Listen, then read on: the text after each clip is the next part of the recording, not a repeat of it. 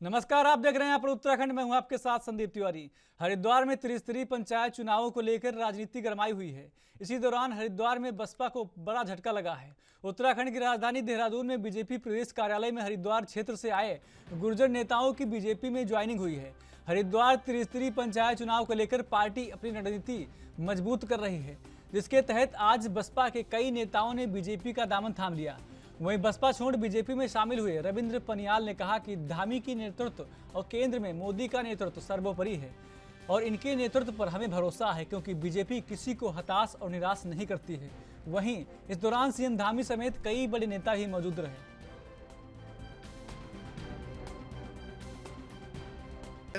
Doctor Ramesh Pokhriyal Nishank जी हमारे बहुत वरिष्ठ नेता हैं। उनका एक बहुत लंबा अनुभव है। हरिद्वार क्षेत्र की जनता ने उनको लगातार उस क्षेत्र से चुना है और चूँकि दिल्ली में भी सरकार भारतीय जनता पार्टी की है माननीय प्रधानमंत्री जी के नेतृत्व में, और देहरादून में भी सरकार भारतीय जनता पार्टी की है, यहाँ की जनता ने चुना है। तो हम लोगों का यही एक प्रयास है कि जो हमारी त्रिस्तरीय पंचायत की जो सरकार है वह सरकार भी भारतीय जनता पार्टी के समर्थित होगी, भारतीय जनता पार्टी की होगी। तो आसानी से जो विकास की योजनाएं हैं केंद्र की, राज्य की आम जनता तक पहुंचेंगी, सामान्य जनता तक पहुंचेंगी। उसको लेकर हमारे प्रदेश के जो हमारे यशस्वी कर्मठ प्रदेश अध्यक्ष हैं श्री महेंद्र प्रसाद भट्ट जी, वो लगातार वहां पर स्वयं भी सारी चीज़ों को देख रहे हैं और सारे जो सिलेक्शन है वो भी अभी हो गए हैं। तो मैं समझता हूँ कि हरिद्वार की जनता त्रिस्तरीय पंचायत में भी भारतीय जनता हमारी ओर से कभी भी तोड़ फोड़ हुई नहीं है। हाँ, हम अपने परिवार को बढ़ाने का काम करते हैं और जोड़ने का काम करते हैं। जोड़ने का काम हम ही करते हैं, चाहे देश को जोड़ने का हो, चाहे मनों को जोड़ने का हो, चाहे समाज को जोड़ने का हो और चाहे मनस्थितियों को जोड़ने का हो।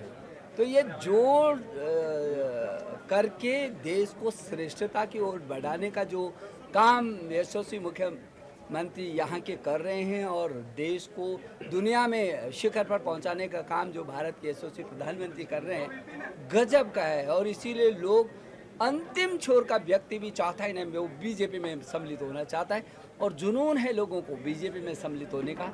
और ये हमारा सौभाग्य है, हमारे प्रदेश के बहुत ही यशस्वी प्रदेश के अध्यक्ष के नेतृत्व में गांव-गांव से लोग जो है आ रहे हैं और हम अध्यक्ष जी को बधाई देते हैं कि ये परिवार को बहुत तेज़ी से बढ़ा। देखिए, कल हमारी अंतिम चरण की बैठक थी, उसके बाद हमने रात को 9:15 बजे अपनी जिला पंचायत के 43 सदस्यों को हमने घोषित किया। एक रिक्त है, आज हो सकता है उसको हम समाकर उसमें हमारे पास सामंजस्य बन जाता है तो आज उस सीट को भी। सबसे पहले तो मैं सभी पत्रकार बंधुओं का बहुत दिल की गहराई से धन्यवाद करता हूँ। और हम लोग भाजपा में तो पहले से थे, ये परिवार था, हम लोग चले गए थे कुछ कारणों की वजह से, और अब हमने ये चारों तरफ देख लिया कि भारतीय जनता पार्टी में जो सम्मान है वो दूसरे दलों में, दूसरी पार्टियों में नहीं है। और आज भारतीय जनता पार्टी में जो हम राजनीतिक अपना जो समय लगाते हैं उसे लगाएंगे तो कहीं ना कहीं हमें नहीं तो अगली जनरेशन को लाभ होगा। तो हम लोग अपना समय भाजपा में देने का मन बनाकर। हरिद्वार में 26 सितंबर को होने वाले त्रिस्तरीय पंचायत चुनाव के लिए नामांकन प्रक्रिया शुरू हो गई है, जिसको लेकर प्रशासन ने सारी व्यवस्थाएं दुरुस्त कर ली हैं। त्रिस्तरीय पंचायत चुनाव को देखते हुए 17 जोन और 138 सेक्टरों में बांटा गया है। हरिद्वार में जिला पंचायत चुनाव की सीट के लिए नामांकन जिला पंचायत कार्यालय और अन्य सीटों के लिए सभी 6 ब्लॉक कार्यालय में नामांकन चल रहे हैं। वहीं अभी तक किसी राजनीतिक पार्टी ने अपने प्रत्याशियों की लिस्ट जारी नहीं की है। एडीएम वीर सिंह बुद्धियाल ने बताया कि आज से नामांकन प्रक्रिया शुरू हो गई है, जो 8 सितंबर तक चलेगी।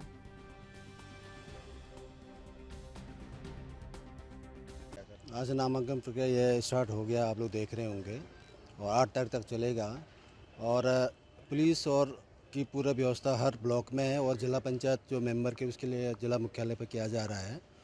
तो देखते हैं इसमें, और सेक्टर जोनल की भी हम लोग जो ड्यूटी लगाने की कार्रवाई हमारा आज फाइनल हो जाएगा। जो पूर्व की भांति 17 जोनल और 138 हमारा जो सेक्टर का है, 1-2 सेक्टर ऊपर नीचे कर सकते हैं जो जोनल, जिस हिसाब से ये नामांकन होंगे, जिस हिसाब से उम्मीदवार आएंगे उसी हिसाब से भी सेक्टर जोनल का जो निर्धारण होना है बाद में भी किया जा सकता है। तो सुरक्षा व्यवस्था क्या रही है? सुरक्षा व्यवस्था बिल्कुल हर जगह पुलिस फोर्स हमारी लगी हुई है और यहाँ भी आप देख रहे होंगे बिल्कुल सुरक्षित स्थिति में हम लोग नामांकन की कार्रवाई करवा रहे हैं। संवेदन देखिए, जैसे कि आचार संहिता लगने के बाद ये 6 तारीख से 8 के बीच में नामांकन प्रक्रिया जारी है और इसमें प्रत्याशी अपने अपने समर्थकों के साथ आ रहे हैं। तो जिला पंचायत का जो ऑफिस है इसमें हमारे द्वारा बैरिकेडिंग और जो पुलिस व्यवस्था की गई है उसमें हमारे द्वारा 2 प्लाटून करीब पीएसी और अन्य थानों का पुलिस बल जिसमें इंस्पेक्टर, सब इंस्पेक्टर, कांस्टेबल्स को रखा गया है। तो इन 3 दिनों में जो प्रक्रिया है हम उसके हिसाब से उसमें कार्रवाई कर रहे हैं। मैंने 27 जिला बंगेड़ी महावतपुर से जिला पंचायत सदस्य के लिए पर्चा भरा है। मेरी सबसे पहली प्राथमिकता ये रहेगी कि जिस वार्ड से मैं लड़ रही हूँ, हमारा जो गांव है वहाँ पर बिल्कुल भी कोई भी सुविधा नहीं है। मैं सबसे पहले वहाँ पर एक स्वास्थ्य केंद्र बनाना चाहती हूँ, क्योंकि मेरे जो गांव निवासी हैं उन्हें बहुत दूर जाना पड़ता है इलाज के लिए। अगर पास में एक छोटा सा स्वास्थ्य केंद्र होगा तो एटलीस्ट किसी को फर्स्ट ट्रीटमेंट तो मिल जाएगा, रुड़की जाने तक वो सेफ रह सकता है। फर्स्ट ट्रीटमेंट एकदम मिल जाए तो सही रहता है। तीर्थनगरी ऋषिकेश को स्वच्छ बनाने के लिए सरकार द्वारा कई अभूतपूर्व प्रयास किए जा रहे हैं। बता दें कि तीर्थनगरी के कूड़ा निस्तारण के लिए वित्त और शहरी विकास मंत्री प्रेमचंद्र अग्रवाल ने 2,32,48,800 रुपये की पहली किस्त व्यय करने के लिए अवमुक्त की है। प्रेमचंद्र अग्रवाल के ऋषिकेश पहुंचने पर भव्य स्वागत किया गया। इस मौके पर बीजेपी कार्यकर्ताओं ने एक दूसरे को मिठाई खिलाकर बधाई दी। साथ ही मंत्री प्रेमचंद्र अग्रवाल ने मुख्यमंत्री पुष्कर सिंह धामी का आभार व्यक्त किया।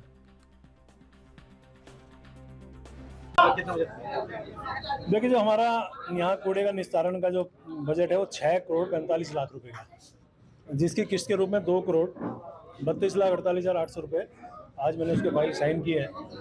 और माननीय मुख्यमंत्री जी का धन्यवाद कर रहा हूँ, जिनके आशीर्वाद से ये काम हुआ है। और निश्चित रूप से जो समस्या यहाँ की थी, और आप जानते हैं चाहे कूड़े की समस्या हो चाहे पार्किंग की समस्या हो, ये इसके लिए मैं पहले से लगा हूँ। लेकिन आज तो मेरा विभाग है, इसलिए मुझे इस बात का आत्मसंतुष्टि है कि मैं उस विभाग के मुखिया होने के नाते इस काम को मैं अपने ऋषिकेश नगर निगम के लिए मैं करा पाया। क्योंकि आप जानते हैं पूरे प्रदेश में इस प्रकार के काम मेरे द्वारा हो रहे हैं, तो मेरा ही विधानसभा क्षेत्र है, तो मुझे इसमें तो और विशेष फोकस करना था। ये आज पूरा हुआ। और निश्चित रूप से आप जानते हो कि इसके पहले भी जिस प्रकार से मुनि की रेती, स्वर्गाश्रम और नगर निगम ऋषिकेश में 1,600 करोड़ रुपए का काम अब होना है। सारा विकास की गति तो अब बहेगी, विकास की कहना चाहिए नदी बहेगी। एक सीवरेज का काम यहाँ होना ही होना है। पार्किंग की जो जानकारी आपको ही है, जिसका प्रस्ताव नगर निगम ने बहुत हुज्जत के बाद यहाँ पारित किया, अब उस पर भी हमारा प्रयास जारी है। कुल मिला के सभी काम अब होंगे। और नगर निगम ऋषिकेश जो मेरा विधानसभा क्षेत्र भी है, प्राथमिकता मेरी रहती है हमेशा। और ऐसी स्थिति में जब कभी आवश्यकता पड़ती है, मेरे पार्षद लोगों ने जब मुझे बताया कि शायद यहाँ कुछ राजनीति हो रही है और इसमें, लेकिन मैंने उनसे कहा आश्वस्त रही है, जैसी फाइल मेरे पास है कि मैं उसको तुरंत साइन करूँगा। तो आज वो फाइल साइन हुए। उस नाते मेरे तमाम पार्षदगणों ने, मेरे पार्टी के नेताओं ने, स्थानीय जनप्रतिनिधियों ने मेरा सम्मान किया। मैं उनका धन्यवाद कर रहा हूँ, हालांकि ये मेरा काम भी था। उत्तराखंड के किच्छा में आयकर विभाग की टीम जब छापेमारी के लिए पहुंची तो रास्ता भटक गई। उसी दौरान गलियों में आयकर अधिकारी का इनोवा वाहन गली में फंस गया, जिसके चलते टीम लगभग आधे घंटे देर से पहुंच पाई। आपको बता दें कि राजस्थान की गहलोत सरकार में उच्च शिक्षा और गृह राज्य मंत्री कोटपुतली से विधायक राजेंद्र सिंह यादव के राजस्थान और उत्तराखंड स्थित घर और फ्लोर मिल पर इनकम टैक्स का छापा पड़ा है।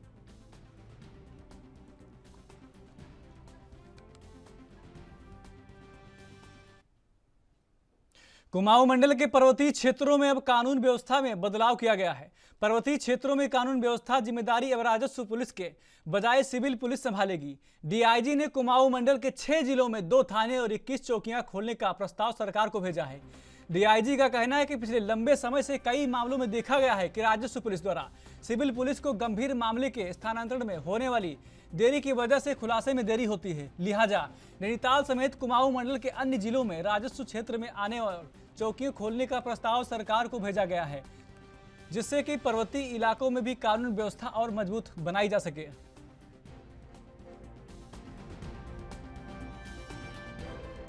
नए 2 थाने बनाने के प्रस्ताव शासन को प्रेषित किए गए हैं।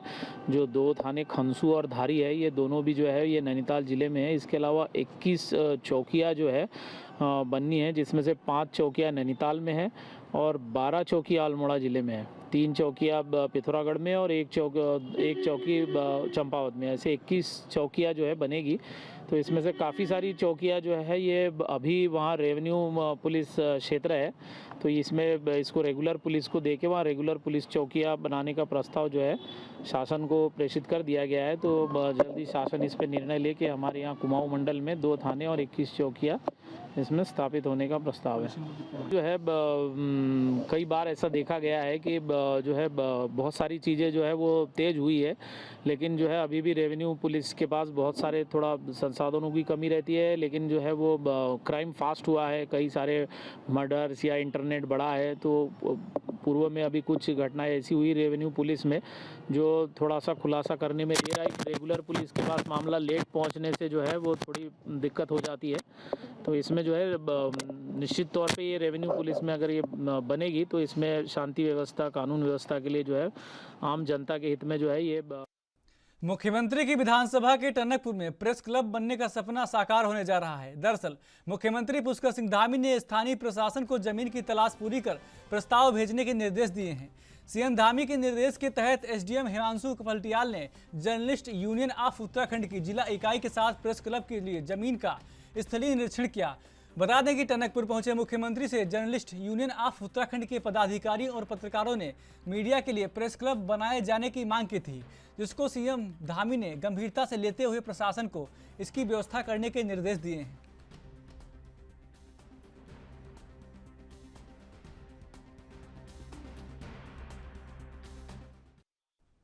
उत्तराखंड को साल 2025 तक नशा मुक्त बनाने का संकल्प उत्तराखंड के मुख्यमंत्री पुष्कर सिंह धामी ने ले लिया है। मुख्यमंत्री के संकल्प को पूरा करने के लिए राज्य की पुलिस ने भी नशे के खिलाफ अपने अभियान को तेज कर दिया है। पुलिस ने न नशा करूंगा न करने दूंगा की शपथ ली है। बता दें कि कोतवाली ऋषिकेश परिसर में सीओ डीसी ढोंडियाल ने एसएसपी के निर्देश पर सभी पुलिसकर्मियों को नशा न करने और दूसरों को नशा करने से रोकने की शपथ दिलाई। सीओ ने सभी पुलिसकर्मियों को चेतावनी दी थी कि शपथ लेने के बाद कोई भी पुलिसकर्मी शपथ का उल्लंघन करता हुआ पाया गया तो संबंधित पुलिसकर्मी के खिलाफ कड़ी विभागीय कार्रवाई की जाएगी।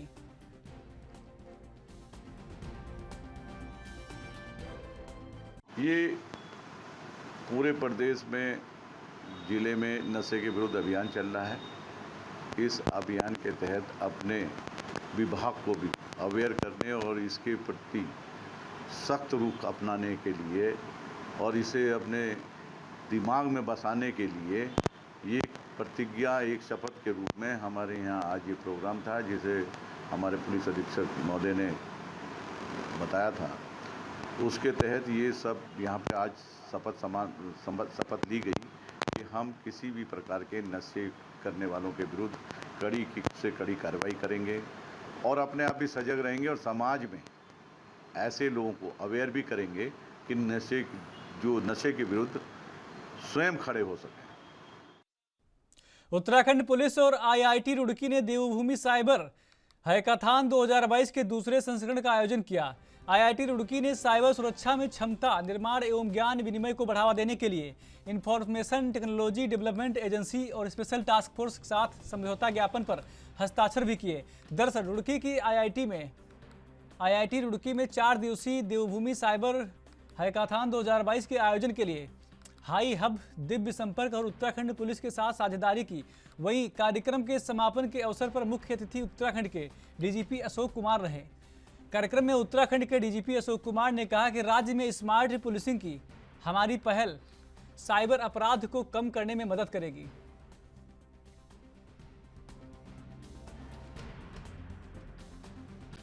ये देखिए, देवभूमि साइबर हैकाथॉन उत्तराखंड पुलिस ने आयोजित कराई है 2022 की, आईआईटी रुड़की के साथ मिल करके आयोजित कराई है। और इसमें अभी आपने देखा कोई प्राइजेज 4 टीमों को प्राइजेज मिले हैं। जो टॉप मोस्ट प्राइज था 2.5 लाख रुपए था, मिनिमम 1 लाख रुपए था। और ये टीमें बेंगलोर से, कोयम्बटूर से, राउरकेला से दूर दूर से आई हैं। और सभी ओवरऑल तो 1500 पार्टिसिपेंट्स थे, 1500 टीमों ने भाग लिया प्रीलिम राउंड में। फिर शॉर्ट लिस्ट किए गए मेंस के लिए 90 लोग और उसमें से फाइनली 4 टीमें विनर बनी हैं। कुल मिलाकर के साइबर सिक्योरिटी और साइबर क्राइम ऐसा फील्ड है जो एवर ग्रोइंग है, बहुत फास्ट इसमें डेवलपमेंट्स हो रहे हैं। क्रिमिनल्स को बीट करने के लिए हमें लगातार नई टेक्नोलॉजी की ज़रूरत है। और उसके लिए ये सब साइबर हैकाथॉन का आयोजन उन्हीं सब के काम आता है कि नए नए सॉल्यूशन निकल करके आते हैं, क्योंकि देश भर के बच्चों का दिमाग इसमें लगता है, जिससे वो नए नए आइडियाज़ के साथ नए नए सॉल्यूशन लेके आते हैं। आज हमने IIT रुड़की के साथ मिल करके और ITDA उत्तराखंड के साथ मिल करके एक मेमोरेंडम अंडरस्टैंडिंग भी साइन किए हैं, MOU, जिसके थ्रू हम आगे से हमेशा आपस में कोलैबोरेट करेंगे नई टेक्नोलॉजिकल फील्ड्स में, जिससे कि हम क्रिमिनल से पार पा सकते हैं। और इसमें जो साइबर मतलब जो इंटरनेट जो फिज़िकल वर्ल्ड है, उसमें जो ऑनलाइन तरह के जो क्राइम होते हैं, उस क्राइम में तरह तरह की नई प्रॉब्लम्स हैं, और उन नई प्रॉब्लम्स में जो है, चाहे वो मैपिंग है, चाहे वीडियो प्रोसेसिंग है, चाहे डार्क नेट है, ये सारी चीज़ें जो हैं उन पे सॉल्यूशंस आए हैं और कुछ इनोवेटिव सॉल्यूशंस भी आए हैं। तो सर किस तरह से आगे इस ओर काम किया जा रहा है, और सर कि जिस तरह साइबर क्राइम लगातार बढ़ता जा रहा है उस पर किस तरह से निपटा जाएगा? नहीं, देखिए, टेक्नोलॉजी का यूज़ करना है, और जिस तरह से जो क्राइम करता है वो टेक्नोलॉजी का यूज़ करता है, उसी तरह से पुलिस को भी टेक्नोलॉजी का यूज़ करना है उसको पकड़ने के लिए। तो ये बीच में यही चीज़ है कि जो टेक्नोलॉजी का अच्छा यूज़ करेगा वो आगे रहेगा, और इसीलिए हम लोग चाहते हैं कि पुलिस ने प्रॉब्लम स्टेटमेंट्स बनाए थे, हमारे बच्चों ने, यूथ ने मिलके उसको जो है टीम बना के उसके सॉल्यूशंस दिए। प्रथम कौन आया? वो तो लिस्ट आपको मिल जाएगी। उत्तराखंड के खास बुलेटिन में खबरें और भी हैं, रुकते हैं छोटे से ब्रेक के लिए, जल्द हाजिर होते हैं।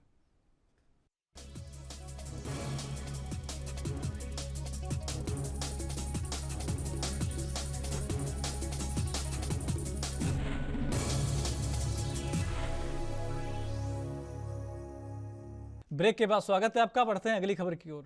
जनपद पौड़ी जिले के सतपुली में जिलाधिकारी पौड़ी डॉक्टर विजय कुमार जोगदंडे की अध्यक्षता में सतपुली तहसील परिसर में आज तहसील दिवस का आयोजन किया गया। इस तहसील दिवस पर 45 लोगों ने अपने अपने समस्याओं को उठाया, जिसमें से 26 का निस्तारण किया गया, जिसमें सड़क, बिजली, पानी के मुद्दे छाए रहे। साथ ही राशन कार्ड, ग्राम सभाओं के भी कई मुद्दे उठाए गए। सबसे ज़्यादा PWD विभाग की समस्याएं सामने आई। तहसील दिवस के दौरान सभी विभागों को निर्देशित करते हुए जिलाधिकारी पौड़ी डॉक्टर विजय कुमार जोगदंडे ने कहा कि सभी विभाग ग्रामीणों की समस्याओं पर त्वरित कार्रवाई करें।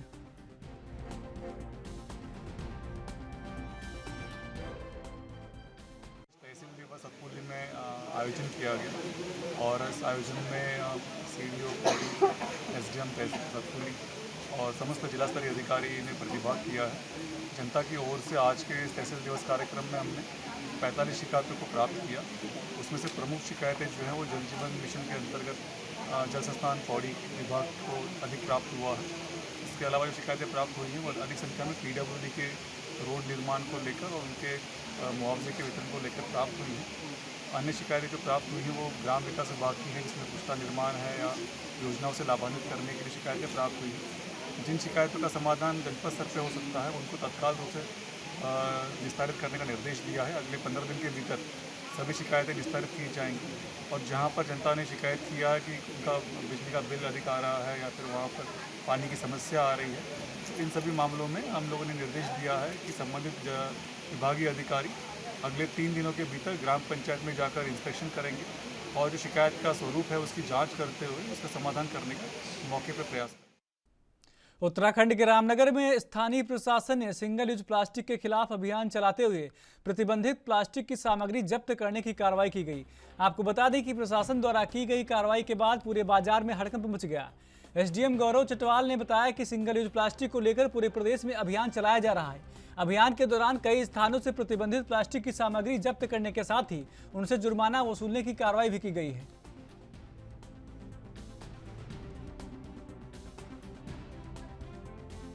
देखिए, ये पूरे प्रदेश में है। आप जानते हैं कि इसमें सिंगल यूज़ प्लास्टिक के कई आइटम्स अब बैन हो गए हैं, जिसमें कटलरी जो इस्तेमाल होती थी रेस्टोरेंट्स में या जो फूड प्रोडक्ट्स के लिए होती थी, इसके अलावा नॉन वोवन जो पॉलीप्रोपिलीन युक्त जो शीट्स थी वो सब बैन हो गई हैं। तो अभी हमने कुछ दिन पहले ही जो है मतलब आज से 3-4 महीने भी पहले ही बैठकें ली, उसके बाद भी कई बैठकें हमने व्यापार मंडल की ली और लगातार उनको हमने अवेयर किया।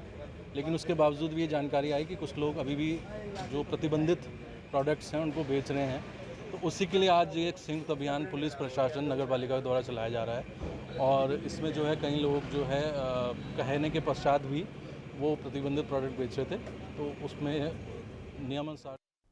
बाजपुर कोतवाली में लावारिस वाहनों की होने वाली नीलामी को तकनीकी कारणों के चलते स्थगित कर दी गई है।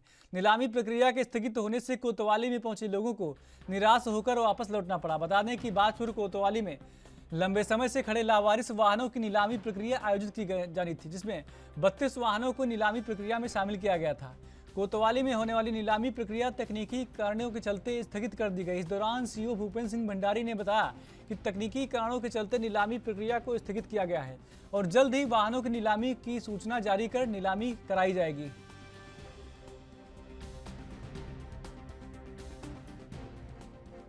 देखिए, इसमें हमने जो गाड़ियां जिसकी नीलामी होनी थी तो उसके बाद भी हमने छानबीन की तो चौकी और थानों में कुछ और अन्य गाड़ियां जो है उसमें नीलामी के लिए शेष रह गई हैं, जिसके कारण से आज हम उनकी नीलामी नहीं कर पाएंगे। तुरंत ही 2-4 दिन के बाद हम नई डेट निकाल करके और सभी वाहनों का जो है नीलामी कराएंगे।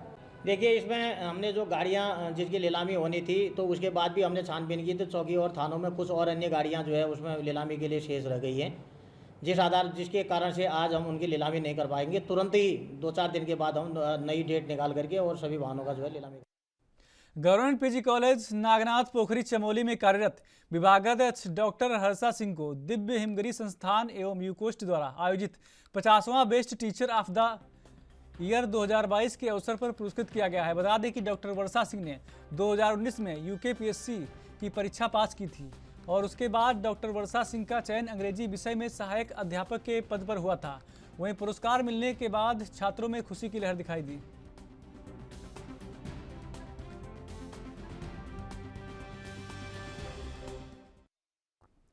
पौराणिक काल से चले आ रहे रीति रिवाज आज भी अल्मोड़ा के नंदा देवी मेले में दिखाई दे रहे हैं। दरअसल जहां पुजारियों द्वारा पूजा पाठ की जाती है, वहीं जगरियों द्वार में ननद के जागर आपको बता दें कि वहीं जगरियों द्वारा मां नंद के जागरण भी गाए जाते हैं, जिसमें मां नंदा की लोकगाथा को गाया जाता है। अल्मोड़ा के ऐतिहासिक नंदा देवी मेले में मां नंदा सुनंदा की चंद वंशज के द्वारा विधि विधान से पूजा अर्चना की जाती है।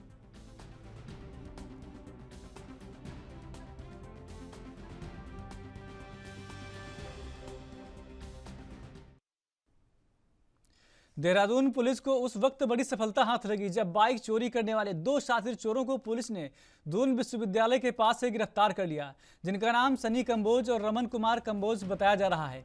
दोनों ही अभियुक्त सहारनपुर के रहने वाले हैं। इस गिरोह के पास से 4 गाड़ियां बरामद की गई। पूछताछ में अभियुक्तों द्वारा बताया गया कि ज्यादा पैसा कमाने के लिए देहरादून से बाइक चोरी करने का प्लान उनके द्वारा बनाया गया था, जिसके लिए नेहरू कॉलोनी और वसंत विहार क्षेत्र से उनके द्वारा 2 गाड़ियां भी चुरा ली गई थी, जिसके बाद दोनों ही अभियुक्त उसे सही समय देखकर सहारनपुर ले जाकर बेचने के फिराक में थे, लेकिन नेहरू कॉलोनी पुलिस ने उन्हें रात्रि में चेकिंग के दौरान ही पकड़ लिया।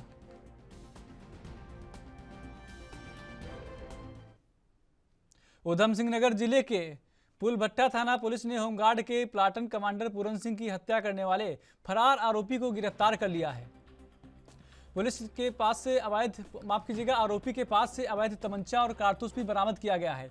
बताया जा रहा है कि कफील अहमद पर आरोप है कि साल 2018 में अपने साथियों के साथ मिलकर आरोपियों ने होमगार्ड के प्लाटून कमांडर पूरन सिंह की गोली मारकर हत्या कर दी थी। वहीं इस मामले में जमानत पर रिहा होने के बाद से कफील अहमद लगातार फरार चल रहा था, जिसे गिरफ्तार कर पुलिस द्वारा कार्रवाई की जा रही है। में कफील अहमद नामक एक वारंटी को गिरफ्तार किया है, जिन पे पूर्व में 302 का मुकदमा दर्ज है। इन्होंने एक होमगार्ड के पीसी की हत्या की थी और साथ में इन पे मारपीट के और चोरी के भी मुकदमे दर्ज हैं। तो इनको पकड़ने में काफ़ी पुलिस टीम को मशक्क़त करनी पड़ी और इनको काफ़ी चेज़ करने के बाद पकड़ा गया और इनके ऊपर इनके अरेस्टिंग पे ऑलरेडी काफ़ी इनसे घटनाओं में कमी आएगी और इन पे काफ़ी बड़ा आपराधिक इतिहास है इसका। तो ये अच्छा सराहनीय कार्य किया है पुलभट्टा पुलिस ने। उत्तराखंड के इस खास बुलेटिन में मेरे साथ इतना ही। बाकी देश प्रदेश की तमाम खबरों के लिए देखते रहिए एएनबी न्यूज़। नमस्कार।